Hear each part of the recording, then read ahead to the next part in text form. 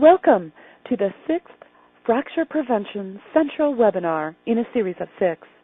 Fracture Prevention Central looks to 2014 FLS implementation in a primary care setting.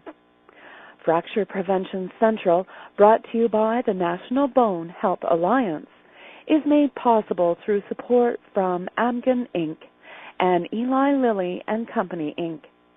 I'll now introduce David Lee, the Executive Director of the National Bone Health Alliance.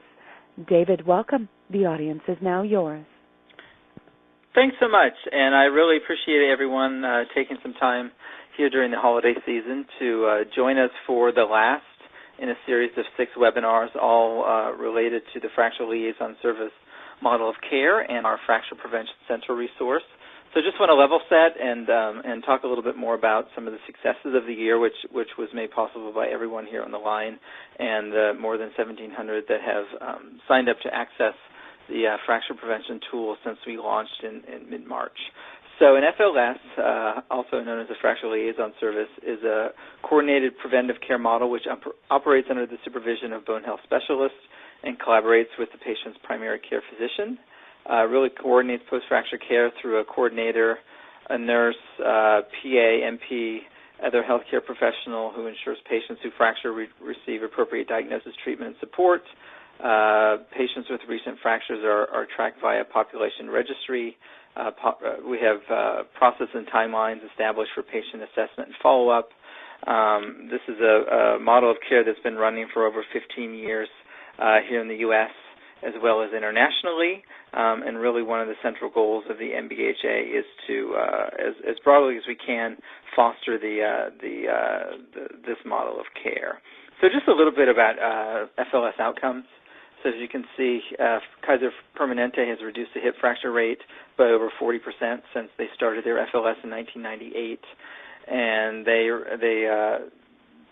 they estimate that they could reduce the number of hip fractures by over 100,000 and save over $5 billion a year if their Healthy Bones program model was replicated throughout the entire country. Geisinger has seen in about 5-6 year period something that they published a good decade ago, $7.8 million in cost savings, and our partner, the American Orthopedic Association Own the Bone program, has been running their FLS program called Own the Bone for the last 3 years, have over 130 sites in most states across the country, and I would encourage folks to take a look at that program because it really gives you a number of the tools and educational pieces as well as the registry that you need to run a successful FLS program. So just want to move to show why we start with secondary fracture prevention. So as I said, this is a systematic approach to secondary fracture prevention. As you can see there at the pyramid, you start at the top, which are those hip fracture patients, which are folks that you know most likely are going to fracture over and over and over unless there's an intervention. Most programs I know start both with the hip fracture patients as well as non-hip fragility fractures, folks that suffer those bone breaks, because as I said, those are the 2 tiers of folks that are at the highest risk for future fracture. And then as you move down into your implementation, you certainly get to the point where you're almost doing primary prevention, but really the idea is in an effort to get the most bang for the buck to start with those folks that are doing that have already fractured. So just want to talk a little bit about kind of why MBHA created the Fracture Prevention Central resource. So some of these things that you can see highlighted. There's a lack of awareness among HCPs that patients who fracture are highest risk for future fracture. As I said, 50% of patients who fracture a hip have already suffered a previous fracture. Lack of awareness about the FLS model of care itself. Lack of knowledge by healthcare administrators and healthcare professionals. So really, with some of this feedback, was really the reason that and based on feedback from folks that we were getting, there was a real need for some publicly accessible tools that could take many of the case studies from both the successful U.S. and international programs, put them all in kind of one nice resource center and push it out to the community. The one thing that NBHA established early, in 2011 was what we call our 2020 vision, which is reducing hip and other fractures 20% by the year 2020, and we really see the widespread implementation of FLS as the mechanism to hit that laudable goal. And in doing the calculations of really how many FLS programs we would need in place in the U.S. to hit that number, we came up with about 1,000, and there's probably 150 or so programs active right now, so we've got 850 programs to go, so we really appreciate all the enthusiasm of folks around the table to be able to help achieve that goal. So I just want to talk about the tools. So the first one, as I said, is that online FLS resource, which we launched in March 2013, publicly debuted at the AAOS meeting in Chicago, compiling all the successful programs and case studies, as well as really laying out the entire model of care, its rationale, business case, all kinds of different pieces related to the FLS model. So let me just show you in terms of our subscriber base. So from March 15th to the end of November, we had a total of 1,734 subscribers. As you can see, the peak in the first month, but pretty good uptake on a month-by-month basis. So we appreciate everyone's help in spreading the word about the Fracture Prevention Central Resource Center, and we really are, the goal really next year is by the end of Q1 to hit 2,000 and to keep proceeding and moving along and adding more and more folks, and we also hope to continue a webinar series next year. So the Fracture Prevention Central provides practical guidance on how to establish or maintain a secondary fracture prevention program. Major topics include the impact of fractures, overview, prevalence, impact, and care gap studies. FLS 101, as we like to call it, which is really describing what an FLS is.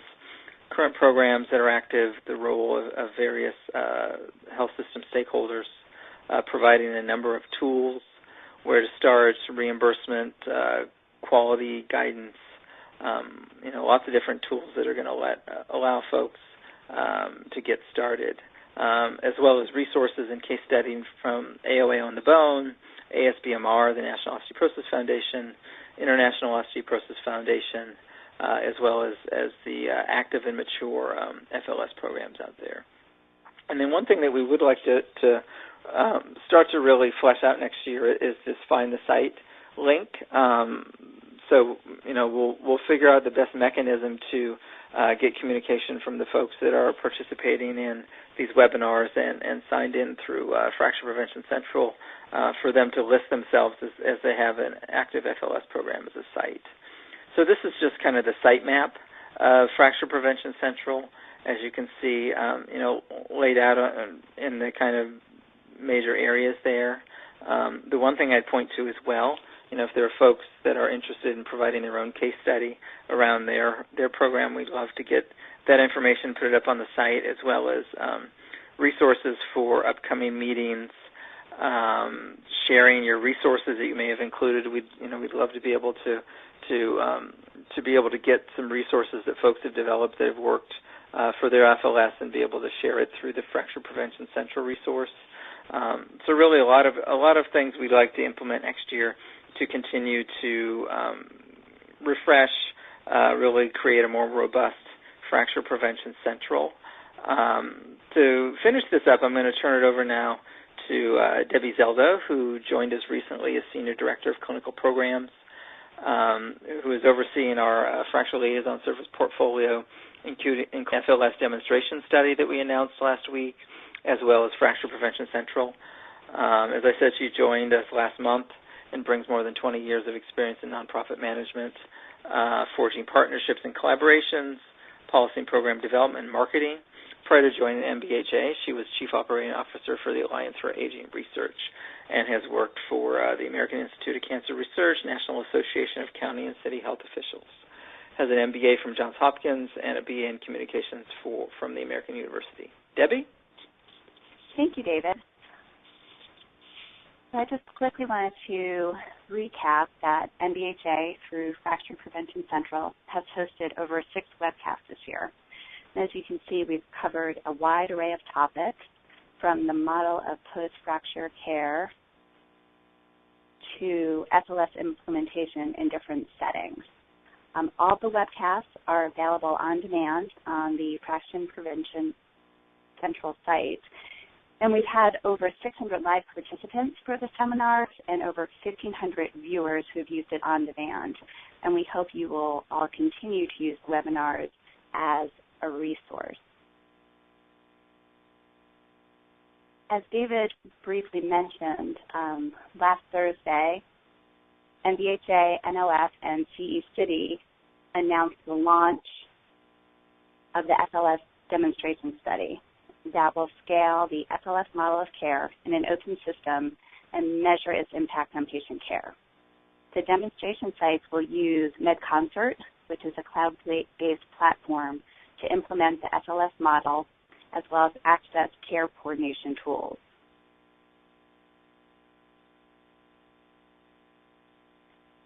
The demonstration sites are going to be using MedConsort to pull data into a centralized registry or database, benchmark their performance, access interventions to improve performance, improve care coordination, and assist in managing the FLS care pathway for each patient.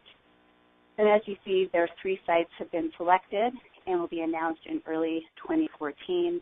Our hope is to expand the use of these tools to additional sites in the upcoming year. And the press release for the program is available on the website on Fracture Prevention Central. Looking and keeping in mind the barriers to FLS implementation, one of our plans this upcoming year will be focusing our efforts to develop a business case to help the establishment of FLS programs. It was clear to us that one size did not fit all and that a unique case was needed for hospitals, private payers, and CMS. And with that in mind, we are developing tools that will provide reimbursement guidance and a strong case of rationale from a quality improvement perspective to make the case for the FLS program. In addition, NBHA will also continue to educate and engage with CMS and other payers to improve and implement policies that will allow for increased implementation of the FLS model of care. We expect a lot of activity this upcoming year. We've already commented on several CMS initiatives, and we expect a lot more to come. I also wanted to highlight the ISO. I'm on the wrong slide. I also wanted to highlight the ISO's 2014 meeting, as the central focus of the conference will be on the FLS model of care. It will be taking place April 23rd through 26th in New Orleans. And I wanted to just highlight that there's a pre-conference FLS symposium and an FLS track throughout the meeting. We are currently accepting registrations, and the early bird registration ends on January 31st. And lastly, I just wanted to give you a heads up to look for a survey next week. Your feedback and suggestions will help ensure that Fracture Prevention Central and NBHA continue to provide the resources and tools that you want and need. I want to thank you all in advance for taking the time to fill out the survey. And please feel free to email me anytime with feedback or suggestions that you may have. Thank you, and I'll now turn it back to Annette. Well, thank you, Debbie. And now it's my pleasure to introduce our next speaker, Dr. Christopher Schuhart. Dr. Schuhart is Medical Director for the Swedish Medical Group's Densitometry Program, which was started in 2005.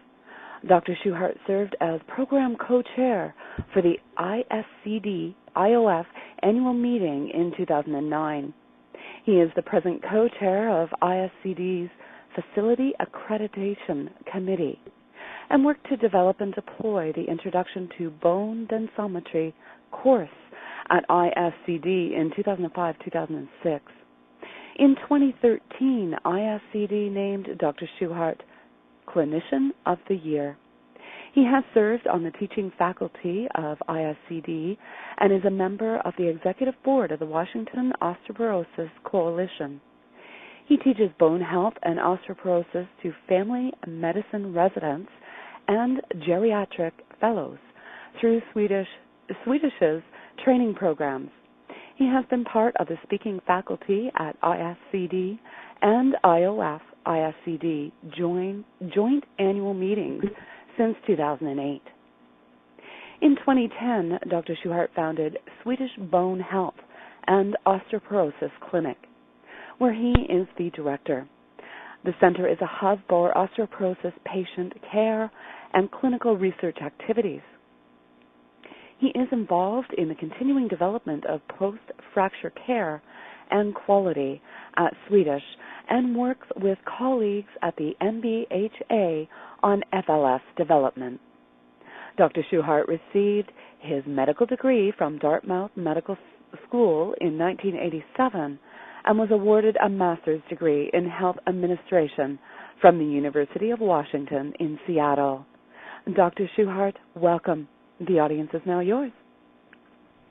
Thank you, Annette.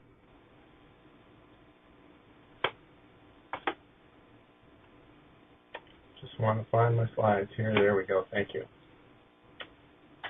Okay, well, welcome everybody. I'm going to try and provide perhaps a little different perspective than previous webinars that were done here. I think that David and the team at NBHA has done an excellent job with a broad perspective on fracture liaison service activities. My sort of clinical place of residence is in primary care. My bone health clinic is actually inside a primary care group, and I am a card-carrying primary care doctor for 19 years before I started to do bone health and osteoporosis full-time in 2010.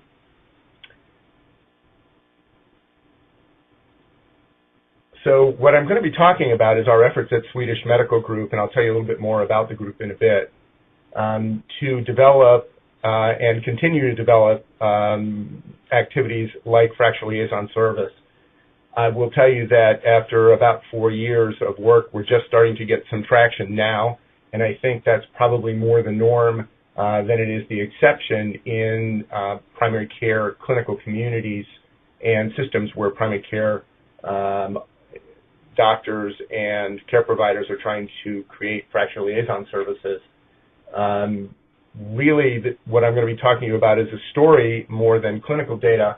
The previous webinars have provided lots, I think, of background clinical data and actual results from areas that have run FLS. But what we're going to be talking about is really more the story and our failures and some successes over time to give you some perspective of how it works in our group. First of all, Swedish Medical Center is located in Seattle, Washington, up here in a corner of the U.S. in the Northwest. There are actually 5 campuses to the medical center, 6 hospitals and 5 main campuses. The left 2 pictures that you see there are actually on the same campus. The top left picture is the main hospital. The lower left picture is the Orthopedic Institute, a freestanding orthopedic hospital attached by a skybridge to the main hospital, and that's where my office is and where the Bone Health and Osteoporosis Clinic is. Swedish has 1,200 beds across these campuses. Last year, Swedish did about $2.7 billion in revenue. There are more than 2,000 providers on staff. A couple of years ago, Swedish Medical Center and Swedish Health Services merged with Sisters of Providence to create a very large Northwest region entity. At Swedish, we have no academic departments. We have no ongoing true formal university relationships, but we do have a number of training programs, and a number of people on staff, both employed and non-employed, have clinical assistant professorships at the University of Washington. Most of the providers at the medical center are not employed directly. They are private doctors, although there is a relatively large group that I'm a part of, and I'll talk about that in a minute. And the insurance and economic milieu here is that most of our patients are in fee-for-service medicine. We have very low penetration at the present time of prepaid or capitated value type plans. The medical group is quite large and spread out geographically.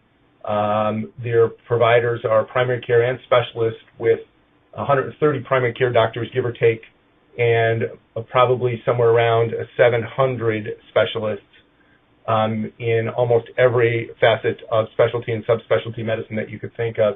Over 100 geographic locations and 23 primary care locations across essentially 3 counties. As I said previously, largely fee-for-service. We take Medicare, Medicaid, and commercial insurance. Of the primary care doctors, 2/3 are family practitioners. We have very small numbers in the primary care group of advanced practitioners like nurse practitioners and PA. And the medical center does have a semi-autonomous partner group that is not managed by the management of Swedish Medical Group. So a little bit of a background for what goes on at our medical center with fractures. And I'll state right off the bat that you'll see the words estimate here, and that's because one of the primary problems, challenges, I guess, in this environment is getting data. Our primary care group, as I'll talk about later on, really isn't set up to regularly produce data that would be necessary to develop post-fracture care systems. And so we have to go find that and get it where we can. But the fracture population here at Swedish is quite large. Estimating from 2009 data that I do have, we should be getting about 530 hip fractures here at Swedish, with 1/3 treated with prosthesis. The average age is just below 80. And about 80% of those patients go to skilled nursing facilities afterwards, and that's important.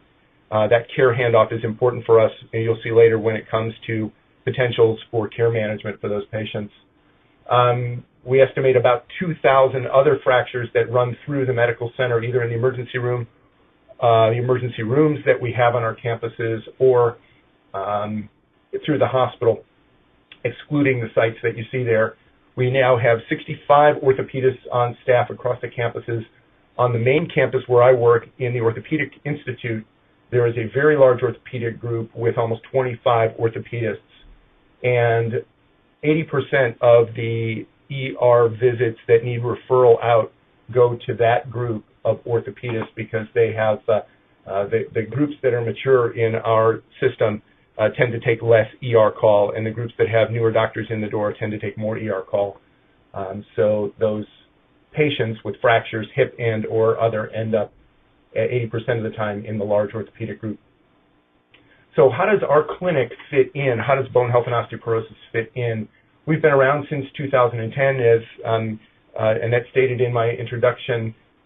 We do both clinical practice and research, and my clinic is subserved for historical reasons under the primary care group, not under the specialty group management in the medical group. We have 2 practice sites separated by about 20 miles. I'm at the alternate practice site today. And we have 3 scanners, previously 6. We had gone through some scanner consolidation in the last years, and I'm sure many of you are familiar with that, with reimbursement. We also did that for control and quality reasons.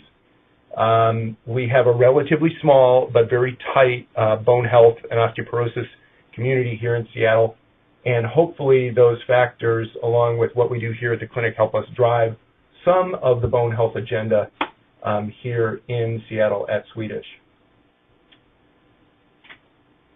The early efforts that we had at the medical group really consisted of education and what I'll call consciousness raising. And I think many of you out there are familiar with the notion of trying to get the idea of osteoporosis care, fracture as a sentinel event, on the radar of practitioners near and far. We went through a number of educational offerings, including a couple of all-provider conferences that were called for routine reasons, where I gave presentations to our primary care group. I would distribute, and our medical director would distribute articles on osteoporosis, and occasionally I would be asked to editorialize on those.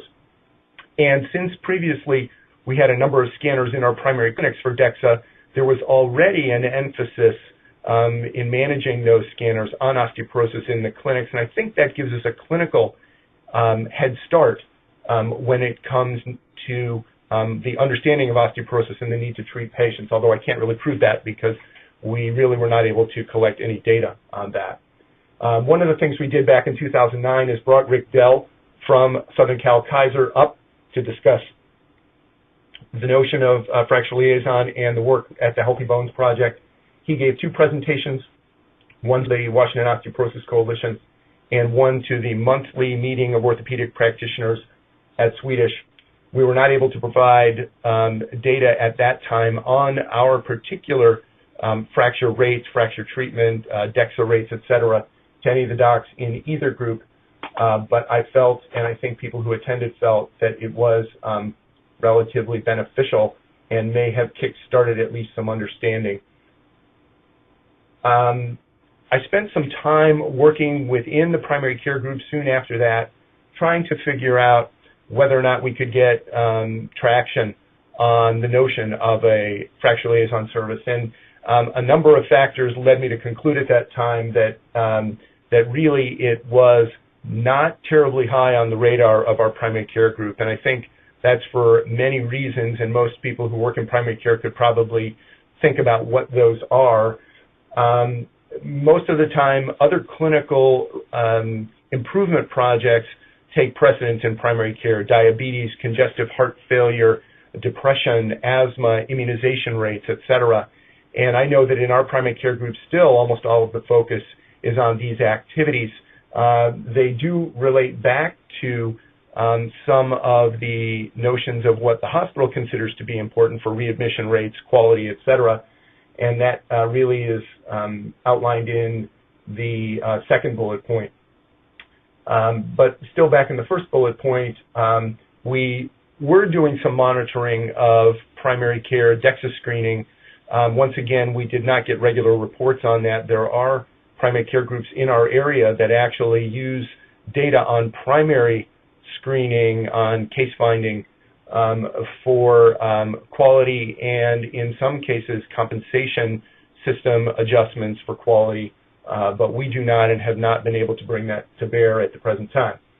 And one of the other reasons I think that it's hard for primary care groups, particularly those that are attached to large hospital systems, is that money really matters. And in a fee-for-service environment, osteoporosis care clearly is lower on the list of priorities, both in groups, I believe, and at hospitals, or most hospitals that work in a fee-for-service environment. As I said previously, sometimes what's done in a primary care group or a provider group follows the lead of the hospital system that they are attached to, and in our case, I think that's pretty true. I think we can all understand that although we'd hope that there are no perverse incentives in play, that there are the potential in fee-for-service for perverse incentives with reduction in fracture risk through evaluation, identification, and treatment. And in general, in fee-for-service medicine, the operating capital, the margins available to conduct quality activities is really quite thin. And so it's really a matter of prioritization more than anything else. But clinically, I think most people have heard, and certainly I've heard, is that it's post-fracture care seems to be important clinically, and so it continues to be puzzling in some ways why it's not more prominent, particularly in fee-for-service type environments and in primary care groups. So after sort of reviewing how our primary care group was approaching this problem, I decided that a change in tactics might be helpful. So that orthopedic hospital that I showed you the picture of previously was only constructed in 2008 or opened in 2008.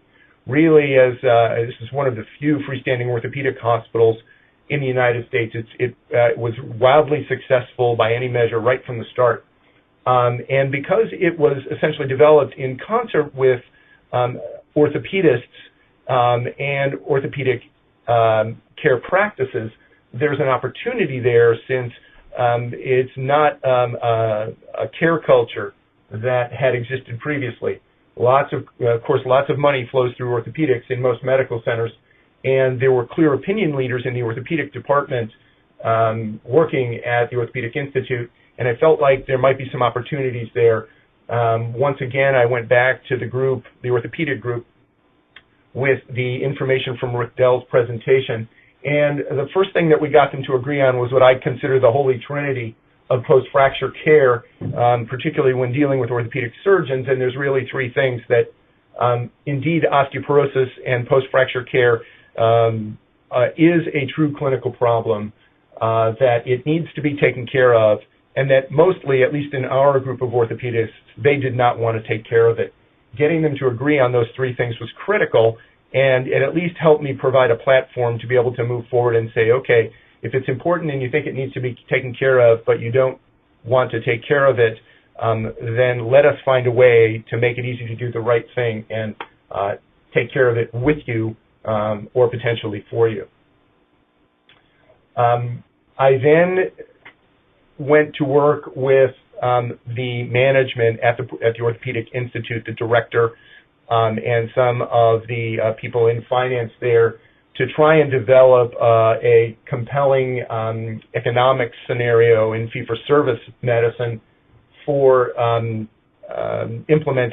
developing and implementing either elements of or a complete fracture liaison service. And a number of things I came up with from time to time. You'll see lists like this, and I think, once again, NBHA and webinars and the information that they've published for you all help you with this, but I think there's a couple of other potential things that don't necessarily come to light. I was able to gather some data from our finance department at the hospital. I actually found someone who would do some work on the side for me, and that'll be one of my tips for later on, to try and do some evaluation on what happens when people come in with fractures, particularly hip fractures. And so some of the topics that I discussed with the director were keeping beds available for elective surgeries. This orthopedic hospital was really created to do total joints, and every fracture, hip fracture in particular, those that have complications, and about half of them do in our medical center, every one that sits in a hospital bed is a hospital bed that can't be used for an elective surgery, where the margins are much greater. So we talked about length of stay, which clearly is longer for hip fractures and clearly even longer for complicated hip fractures, and how that impacted staffing acuity in hospitals. If you have more intense cases, you have to staff more nurses.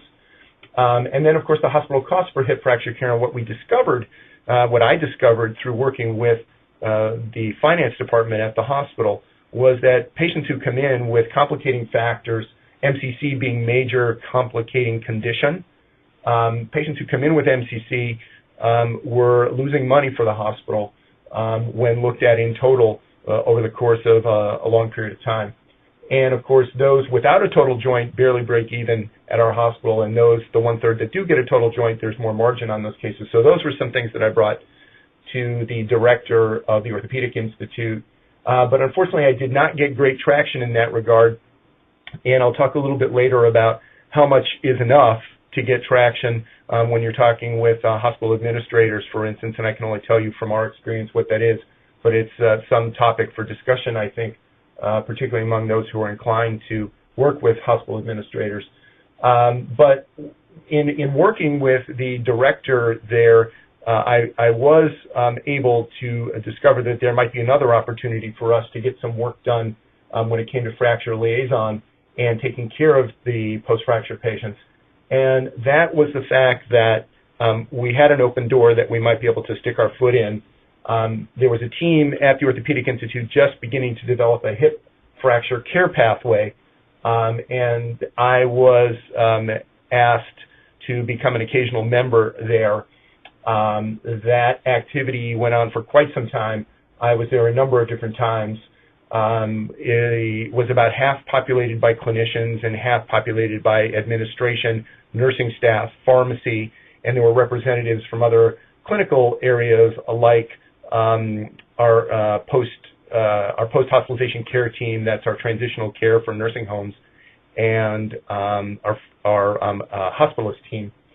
So some of the areas of agreement where we can influence care was the fact that everyone there was willing to accede to the notion of the Holy Trinity that I talked about before, and that was helpful since a number of the docs were present. We discovered that only 28% of the time when a patient had a hip fracture was the diagnosis osteoporosis actually coded in the bill that went to the insurer, and I think that was somewhat enlightening for the docs there and the staff.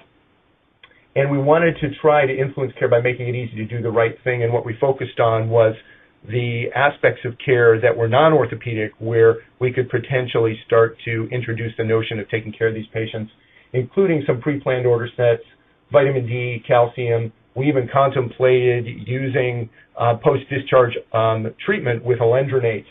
And unfortunately, we weren't terribly successful there, mostly because implementation is 90% of a plan. And outside of the electronic health record, we were talking about interfacing and getting work done with numerous different processes and people in the care of a patient, and we just did not have anyone to be able to coordinate that effort even inside the hip fracture care pathway. They were already maxed out with what they were approaching on their own before I got there. So we actually worked with the hospitalist to try and develop something that was boilerplate that we could insert into the post-fracture care pathway. Most of the patients who come to our hospital are medically frail with a hip fracture. As we know, it's a sign of frailty. Most of them have medical comorbidities. So it's the hospitalists who actually manage the hospital care of these patients, not the orthopedists. 80 to 85% of these patients are seen by the hospitalists. So I set up meetings with the hospitalists and gave them some brief background in fracture liaison, and we wanted to develop something simple that would start to move us forward, and we developed an order set. We also talked about a notion of post-fracture care, and I worked with Washington Osteoporosis Coalition members to develop essentially a rotating group of bone practitioners who would be willing to do a post-fracture outpatient consultation for these patients one time to give advice to primary care doctors, and we were working to implement that. I'm going to, this is maybe a little bit hard for you to see, I don't know, but what I've outlined here, first what we created, this was the module that we created. We actually adapted a previous module available in our electronic health record to contain some of the clinical decision-making that we wanted to move forward in post-fracture care. And so what you'll basically see in the second header there of medications was vitamin D, calcium, and actually, in order to potentially start alendronate during the hospitalization or at discharge for patients deemed to have a hip or spine fragility fracture, this would be used for both of them. The intermediate sections that you see there were part of a previous order set, and some laboratory work there that once again was part of an intermediate previous order set. What I've outlined in the red here is the what became the controversial notion of setting up a post-fracture visit with one of those team of practitioners from the Osteoporosis Coalition, all of whom were on staff at Swedish. And ultimately, what happened there was we simply were not able to get that to happen, essentially for concerns for politics.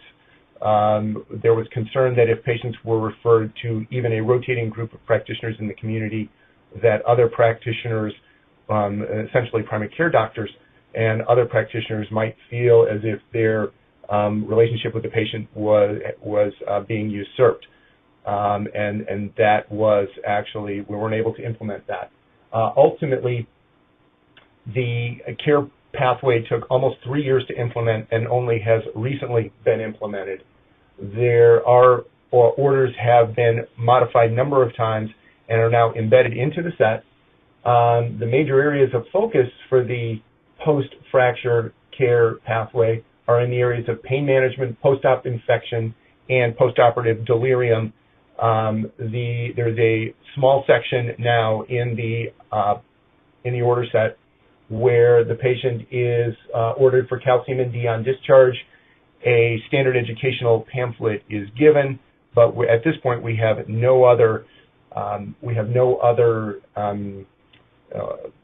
efforts to link a patient to a post-fracture care system, at least as it stands now. In the last 12 months, I've seen some glimmers, and those have been quite gratifying. They largely come on the heels of understanding at the medical center that payment reform is coming, the Accountable Care Act is here, and that the development of patient-centered medical homes and accountable care organizations means that at some point, many aspects of chronic disease management are going to be under scrutiny, and payment models will change at some point so that accountable care systems may not receive total reimbursement if they are not able to address underlying medical problems. A second impetus was that our medical center had missed a couple of large employer contracts that other local competitors were awarded, and understood that they were behind the times in a number of areas in value of care.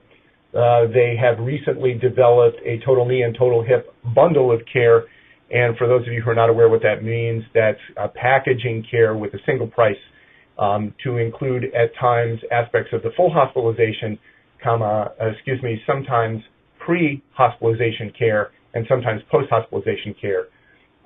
They developed this rather quickly for total hip and total knee, and it brought diverse members of the orthopedic and hospital community together and seemed like it might be a springboard to help us move forward. And then the hospital has realized over the last 12 months that it has quite a bit of catch-up to do in data management and information dispersal to help modify behavior.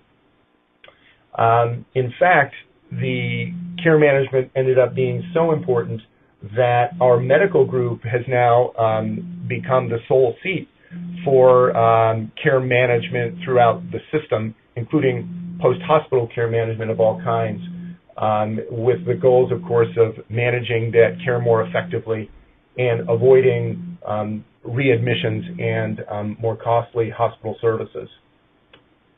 So what we've had most recently is development of this clinical working group, which really is multidisciplinary, involves us at Bone Health, our transitional care team, which is a geriatrician-led, nurse practitioner staffed, skilled nursing team that works at 5 nursing homes in our area.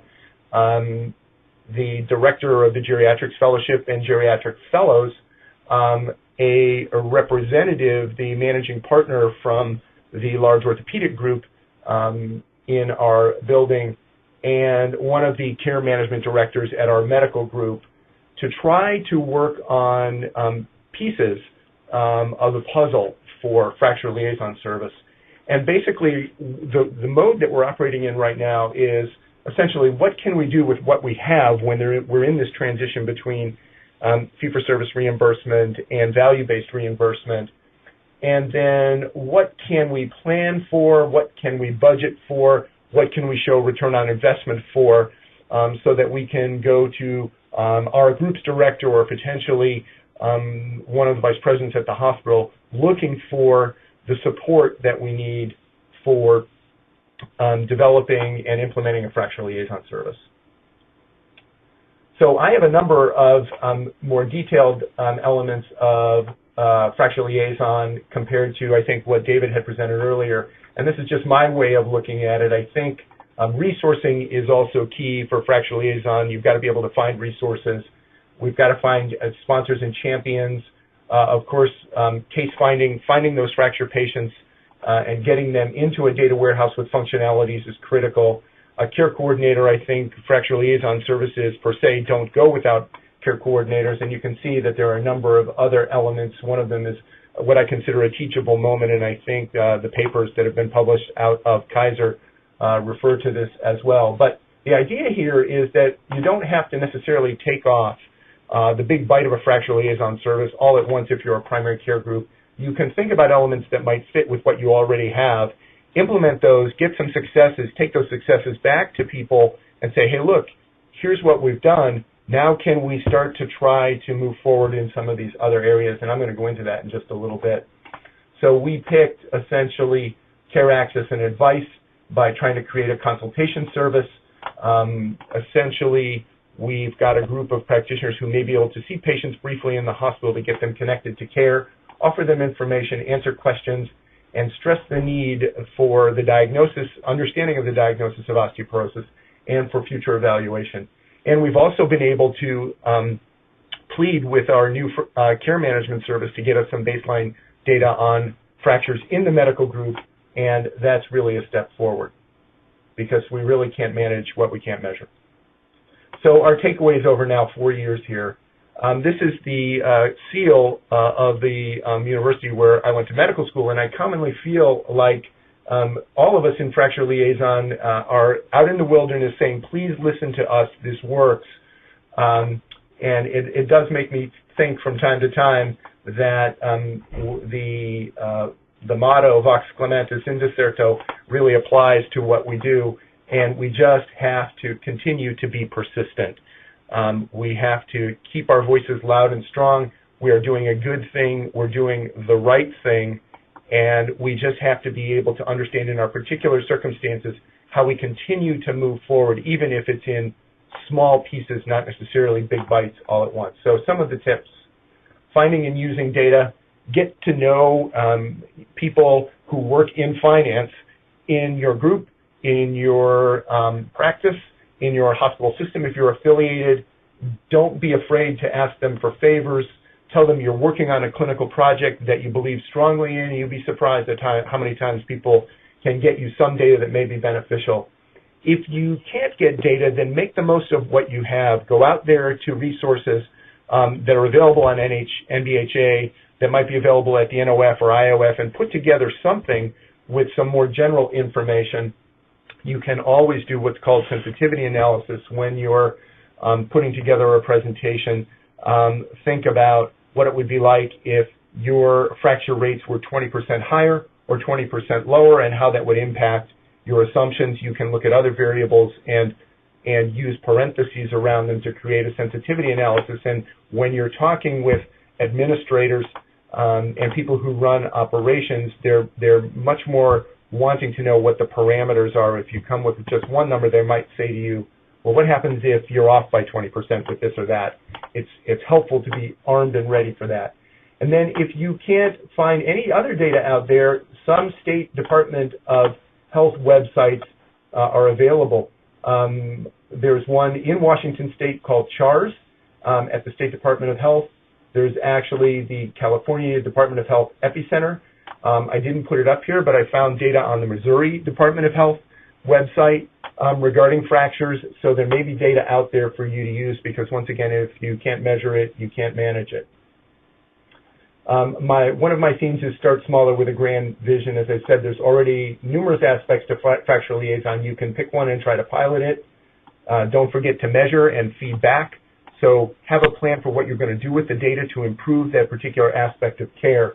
I've cited a number of examples of what's going on in our medical group with how we've started small. In our ortho group, the way we started small was we simply asked them to come on board and to start to look at some of their fractures and just get some baseline data together, and they've gone ahead and done that. And we've realized that that group in the last year has probably seen about 200 hip fractures, and that's helpful for us to know.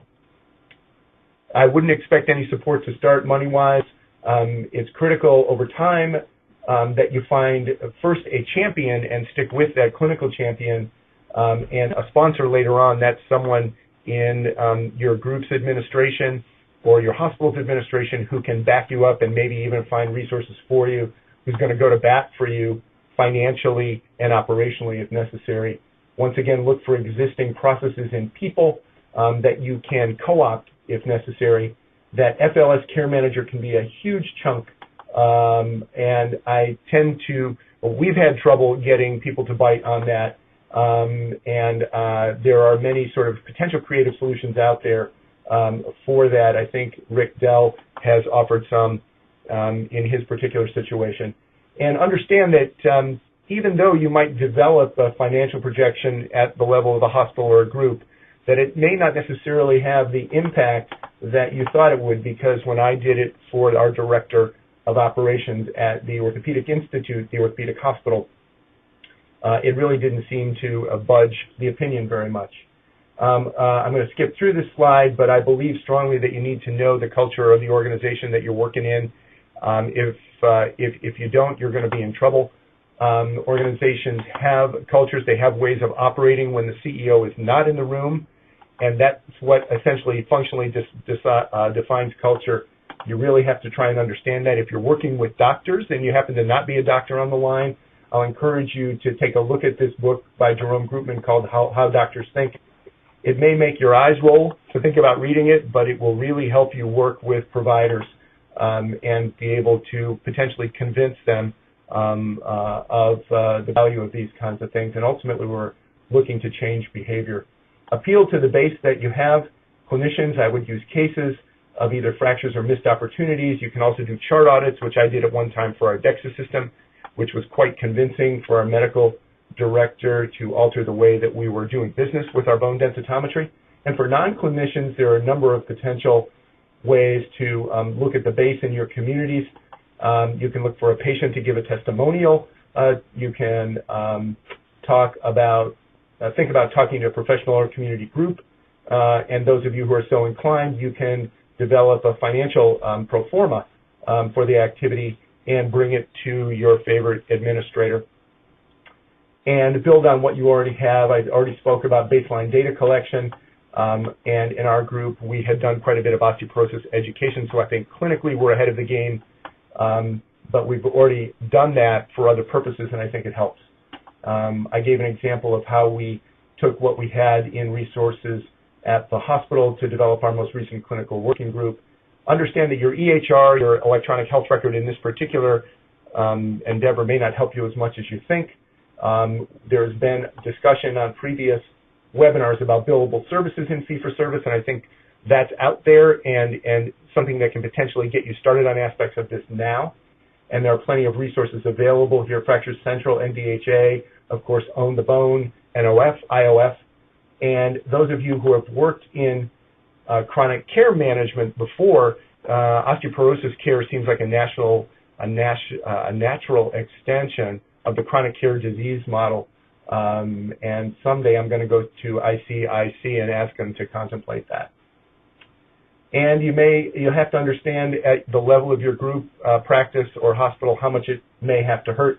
And sometimes you have to go all the way down to the potential legal ramifications of previous legal precedents, which I think are actually published on the Bone website, and things like failure to warn and failure to treat. And my last slide, Archimedes said, if you give me a lever and a place to stand, I can move the earth.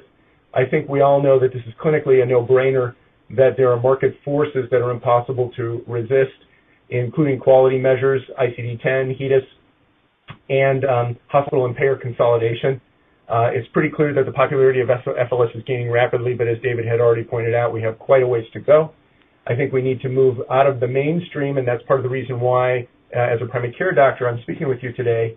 We have to think about a broader reach in our community and partnerships with organizations, professional organizations, and actually administrative organizations like ACHE. And I think that we have systems, processes, and tools that are available.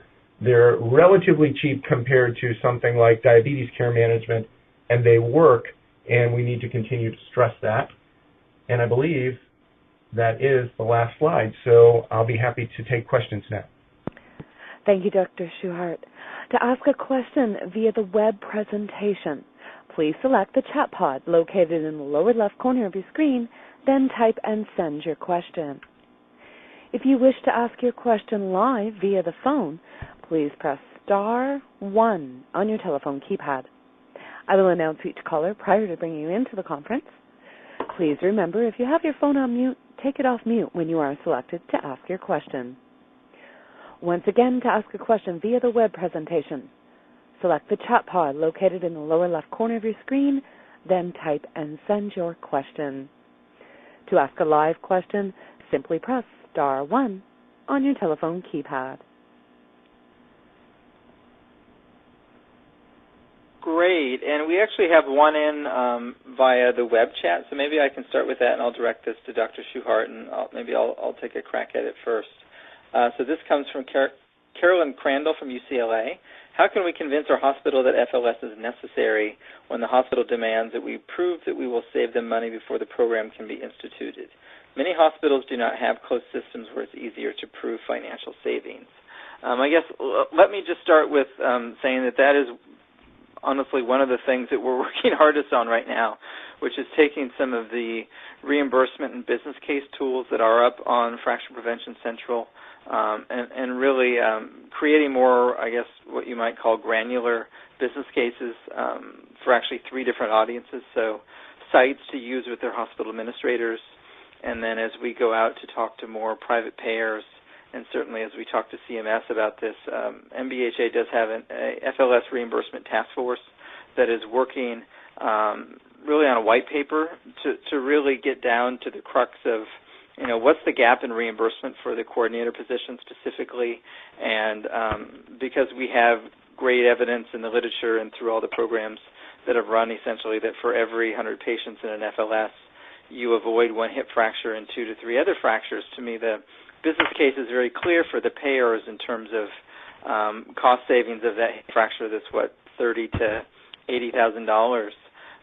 If a FLS coordinator that is handling, let's say, 500 cases is preventing 5 hip fractures and 2 to 3 other fragility fractures for every 100 patients. So to me, that is clear. We haven't yet convinced some of the payers, although I think through the work of Fracture Prevention Central, the pilot that Debbie talked about today, that will be hopefully other folks will be able to use those tools starting mid to late next year. I think we're doing a lot of things to get down to that, but I can say it's still definitely a work in progress. Chris, do you want to? And obviously, Chris, you addressed some of these pieces as you talked about ROI and selling your FLS, but wondered if you had any other comments. Yeah, Carolyn, thanks for the question. So it's a very difficult situation, and I think I've talked with David a number of times about the notion that, and I think that's why there's been movement towards developing these other models for open systems. I agree with you completely, Carolyn, that what's going on at Kaiser or Geisinger does not translate very readily at all to a place where you're only the care provider, not the care provider in the insurance company, like those models are. So what I would say is this, and I think it depends a bit on how deeply you want to dip your toe in to this, or how deeply people want to dip their toes in. If a hospital administrator comes to you and says, you have to prove to me that this is going to save money before I'll consider it, then I would turn around and say to the hospital administrator, well, we need to meet somewhere in the middle here. How about we get together and figure out what I need for data to do that? Right now, you're in an asynchronous position. I need to be able to have access to people who can help provide me data so that I can do that. There's a little bit of a catch-22 if you can't get the data. I was lucky enough to be able to get some data, and so the things that I focused in on were, as I said, bed days, essentially the opportunity cost of a fracture versus putting a total joint in the hospital. And the profit and loss statement, I was able to create a profit and loss statement with the help of our financial people for the DRGs around hip fracture. And what we found was that the DRGs that did not involve a total joint did not make money. They actually lost a small amount of money per case. I will say that when we looked at the rolled up costs, that hospital hip fractures lose money, or at least did for us, and it was 6 figures over the course of what we looked at, but it wasn't quite enough to get someone's attention. So that also, I think, gives you some perspective on where you need to go in a fee-for-service environment. I think that if you can start to get closer to that upper 6-figure, lower 7-figure over 2 or 3 years, people will start to take notice. And there's no doubt that your open system, Carolyn, over time, in the next 2 to 3 years, is going to become a closed system, or a relatively closed system with value-based contracting becoming an accountable care organization or some elements of that, where they will be responsible for post-care for cardiac disease and post-care for pneumonia and those kinds of things. That will eventually trickle down once once payers see that there's also value in post-fracture care for osteoporosis patients. Great. As I see there's no other questions, I guess just one thing that I wanted to mention before we wrap up is that, as Debbie said, we're going to be in the next week or so sending an end-of-year survey really to get feedback from folks on what things like these further business case tools, other case studies you would be looking to have to really help your program, kind of move forward. Really, our goal is to come up, based on what folks need with the best tools that are going to help them at the end of the day implement and maintain their FLS programs, and would love to get feedback from folks on any of that, either via email, through the survey instrument, or other mechanisms. So really appreciate everyone's enthusiasm around this year. This now concludes the last of the webinars for the year. We'll certainly, as I said, be looking into 2014 about offering more webinars, more resources, and we'll certainly also keep everyone posted on the status of the pilot that we anticipate having first data in next March, and we'll be able to give more details once we fully develop those tools, which I think will give folks a great way to better coordinate care, really emphasize those quality measures, and giving some mechanisms to help folks improve on how they track against those measures. So with that, I think we'll conclude. Have a great holiday season, and we look forward to your continued participation into 2014. Thanks so much. This concludes today's webinar. Thank you for attending.